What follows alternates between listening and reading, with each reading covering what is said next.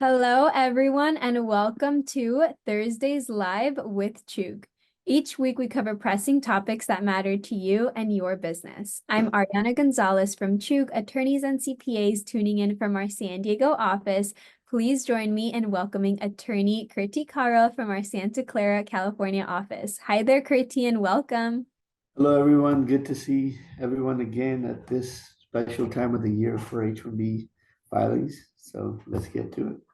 Thank you so much for being here, Kirti. For today's topic, we're going to be talking about how to successfully navigate the fiscal year 2025 H-1B lottery. Just a quick disclaimer before we get started, we are live on LinkedIn and Facebook. This conversation is for informational purposes only. It does not create an attorney-client relationship. So if you have questions, please email us at info@chug.com so we can help you out. Let's get right into it, Kirti. So to start off, can you give us some of your top tips for a successful H-1B cap filing? What do we need to know? What are the basics? Well, the basics kind of remain the same, but with an exception of a few. But, always get ready ahead of time, plan ahead of time, review the candidates ahead of time that you're going to file the H-1Bs for, gather the required information for the registration ahead of time, such as their passport information and the like. If you're not too comfortable preparing these registrations yourself, you know, because the system's always changing. In fact, it changed again this year a little bit. It's recommended you just seek out legal help. It'd be helpful to get through it with somebody, and you want to do it sooner than later simply because there's a small window of filing. You don't want to miss out. But along with that, keep abreast of all of the guidelines and memos that are posted at USCIS. Carefully follow instructions that they're saying. And lastly, as always, double check everything you submit, because the information that you submit is um, what will impact how the petition is adjudicated later. Thank you so much for sharing that, Kirti. Can you share with us what the FEIN verification for H-1B visa applications is? Right. So if you have never filed an H-1B before, as an employer, then there's an additional step you must take. The first step of filing an H-1B is filing a labor condition application with the DOL. Once that's approved, then you submit that with your H-1B filing when you file the H-1B. However, if you've never filed an H-1B before you can submit the labor condition application, you have to have the FEIN number verified by the DOL. So it's just a separate little process. It takes a couple of days where you submit the FEIN number in a separate email to the DOL so that they can update their system and assure that you can file the labor condition application and then move forward. So the reason it's important is you need to allocate a couple of days just additional to the whole process. Wow, that's all really great information regarding the FEIN. So you mentioned the labor condition application. Can you share with us what is the H-1B labor condition application? Right. So as mentioned, it's a prerequisite. I like to call it a prerequisite to filing an H-1B. All it simply does, it's a separate form you submit online to the DOL. And all it does is it specifies that you're seeking to hire a non-immigrant for a specific occupation in a specific intended location, and that you're promising to pay above the prevailing wage. The prevailing wage is different than minimum wage. Prevailing wage is the average of the wages that are paid to that type of employee doing that type of work in that location. Got it. That's really helpful. So they are required to pay the employees the average of what they get for that job. That's really good to know. So when will the H-1B lottery start in 2025? Can you share that with us? Yes, that information just came out. USCIS announced that the initial registration for 2025 H-1B cap will open at noon Eastern on March 6th and run through noon Eastern on March 22nd. Wow, okay, so we have a short time for that filing for that H-1B window. So make sure you guys are filing on time. If you do have questions, please reach out to us. We're happy to help you out however we can. So what are the changes in the H-1B lottery in 2025? Are there any changes? What do we need to keep in mind? Right. As mentioned, that window is for the registration portion of it. Once the H-1B is selected, and once the candidate has been selected, the registration has been selected, then you go ahead and file the H-1B. You get 90 days to file the H-1B. So while the window is small, the registration process is quite straightforward and short. So you're able to register whoever you want to register in that time period. With that said, the changes are, it was a new system a few years ago. They're updating the system regularly, and there's been more changes recently.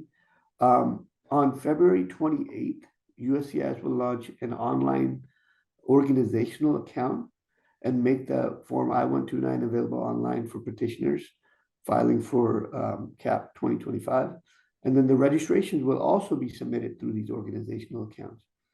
And furthermore, the DHS has posted a final rule amending the regulations related to the registration process to streamline and to make it more fair.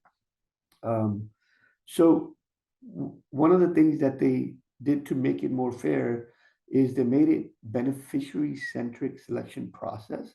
So whenever a beneficiary is a registration is submitted for a beneficiary or potential employee, it can be submitted by multiple companies. However, those that submitted with multiple companies had a better chance of getting selected in the past. Now it is beneficiary centric. So what that means is, even though a person gets multiple employers to submit an H-1B registration for them, they will only have the same chance as everybody else. So it doesn't give them a benefit to have multiple employers selected. Their chances will remain the same. And they've added integrity measures to codify this. So, if anybody tries to get around it in any way, USCIS has the ability to revoke or deny petitions based on this. So it is very important that everything is submitted in the fashion that it was intended to be. And there are small changes, such as not requiring October 1st to be the start date on the H-1B CAP petition, which has been the case in the past. As long as it's within the fiscal year, it could start at a later date, because the selection process does take a while. So those are some of the main changes. Wow, good to know. So now with this new 2025 year H-1B applications, we are now looking at the process being beneficiary centric, you said, and then some date flexibility for certain cases. So that's really good to keep in mind. Can you discuss the H-1B 2025 lottery registration process, what that looks like? What do we need to know about it? Cool. So the first time registering, an employer will have to create an organizational account through the My USCIS website to be able to submit the registrations. They can do the registration themselves or have a legal representative submit the registration on their behalf. The registration can only be submitted once the registration opens on March 6th. And they can be submitted till the 22nd. USCIS will require registrants to provide valid passport information or valid travel document. And the valid passport information that's provided will be the one that the beneficiary will have to use if abroad they intend to enter the United States. If they're selected and they intend to enter the United States, they will have to use the same passport or travel document. Thank you for sharing that process with us. That's really good for us to keep in mind. So do you know the dates of when we should apply for the H-1B Visa 2025? Can you share that with us? Yes, sure. So once the selection process is done, which is normally within a week or two from the time the registrations are submitted, the ones that are selected are notified on the website itself. and they receive a notification in the mail as well, the employers. Now, once that is received, you have 90 days from the date of the notification to file the H-1B. You can take the whole 3 months to prepare the application, to prepare the petition, to gather all the documents that you need, including from the clients and anything that you need to demonstrate the existence of a valid position. Great. So once our application is selected, if it is, then we have a period of 90 days, and then we can use all of that time to fill this file out and submit it on time. Perfect. Great to know. So what is the H-1B visa processing time? Do we know this? Do we have an estimate? Do we have an exact number? Can you share some information about this with us? Yeah, so the exact number is never available with USCIS in terms of processing time. It all depends on their workload at the time and the service center that it's being sent at. You have no choice as to which service center you send when it comes to these H-1B cap cases. In the registration notification, if selected, it'll say which service center to send it to. With that said, the normal regular processing time is about 6 to 9 months. And if there's a request for evidence issued, it could be a little bit longer, and it all depends on how quickly you're able to turn around the request for evidence. And on the flip side, if you file it with premium processing, which is an additional amount, you can get a result, an adjudication, which is either a approval, request for further evidence, or denial within 15 days. And then if you get a request for evidence, then you have 2.5 months to submit a response. Wow, that's really good to know. So we do have an option for premium processing. We may have to pay a little additional for that, but that is an option if you don't maybe have the time to wait several months for it. There is an option to have this done quicker. So I appreciate you sharing that with us, Kirti. If you guys do have questions about that, please reach out to us anytime. We'd be happy to help you out with this. So what are the H-1B processing fees that we need to be aware of? So before I tell you what the fees are, you just have to have I would have to throw out a caveat that they're changing.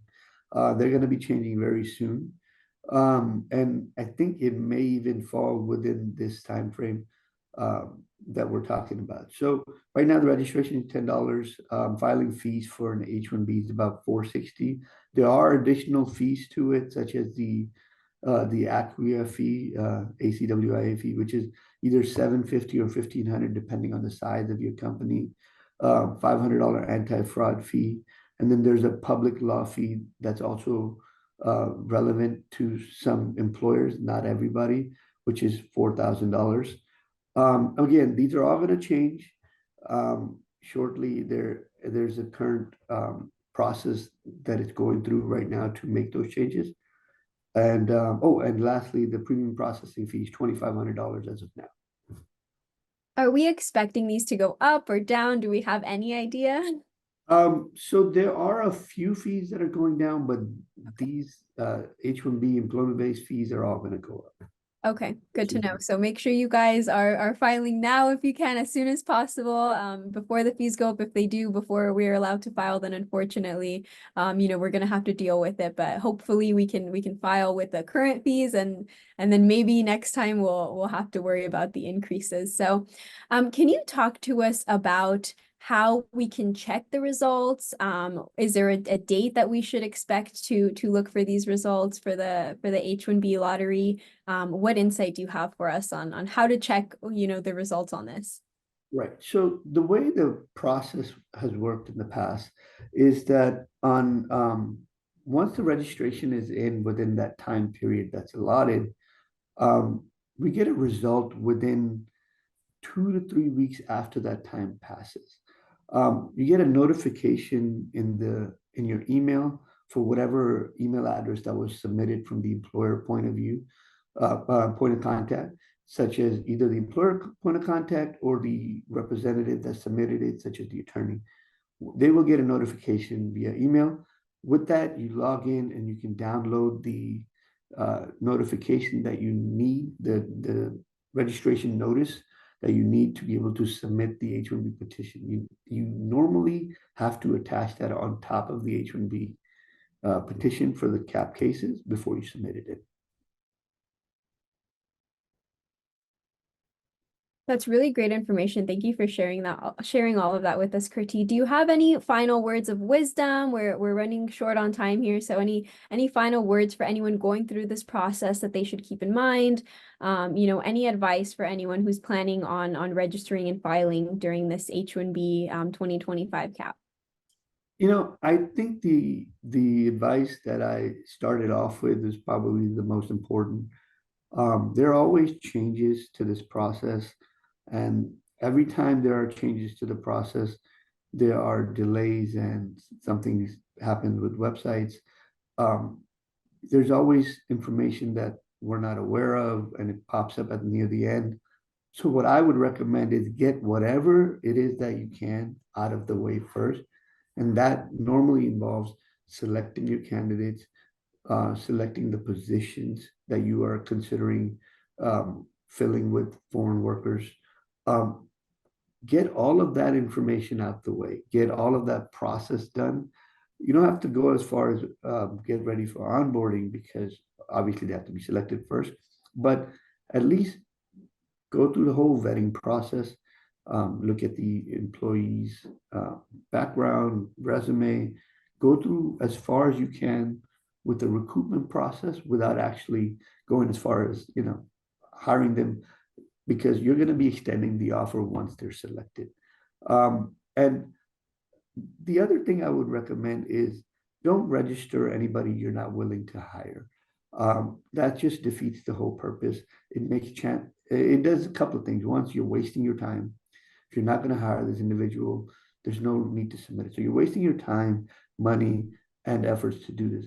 Furthermore, you're making it more difficult for USCIS to select other candidates who you really want to hire that are also going through the same lottery process. So you're making it difficult for them. So keep that in mind.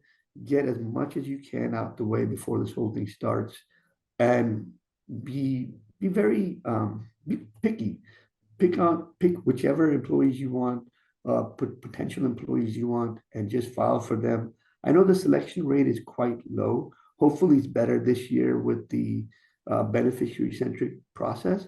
But, I think it's always best to side on the side of caution to only submit for those that you were willing to hire. That's wonderful advice. Thank you so much, Kirti. I know you're so busy today, so thank you for taking the time to speak with us about this and share your insights. This does bring us to the end of our conversation. Thank you so much, everyone, for joining us today. To stay up to date, please subscribe and follow us on Facebook, LinkedIn, and YouTube. If this video was helpful, please make sure to give it a like and share it. And make sure to join us back here next week for more pressing topics that truly matter to you and your business. If you have any questions or suggestions, please email us anytime at info@chug.com. Thank you so much for joining us today. And thank you, Kirti, for your time, your insights, and all of this wonderful information about the H-1B 2025 fiscal year. Thank you so much.